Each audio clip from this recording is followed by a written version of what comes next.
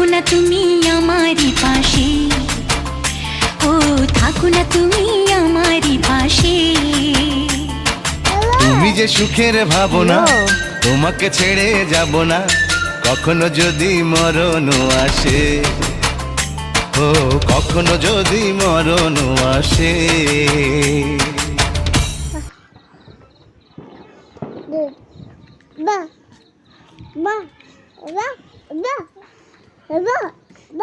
বলছে বাবা